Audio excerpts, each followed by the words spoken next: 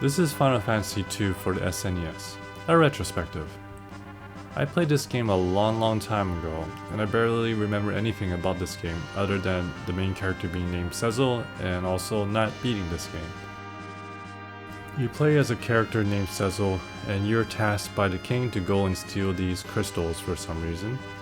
You give one of these crystals to the king and then question the king about why he's harming innocents for these. The king demotes you and gives you a new quest to send a package to this mist town. This is really Final Fantasy IV in Japan, as Square had released 2 other Final Fantasy games prior in Japan only.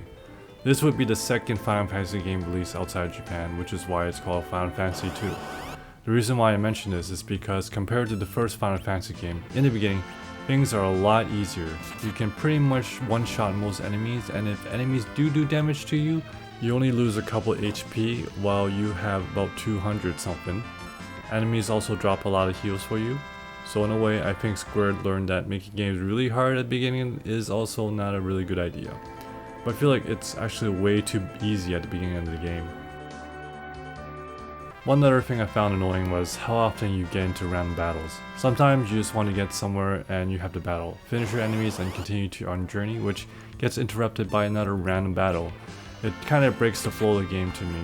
I'm not sure how people tolerated it back then. The graphics and sound are decent. It is an early SNES game, so you have to give it a pass. Overall, the story is not too bad. It makes you want to continue playing to see why you are getting these crystals. But yeah, the graphics scream early SNES game to me, which is kind of gives a comparison how developers change their games over the time. Anyways, I give this game a 7.5 out of 10.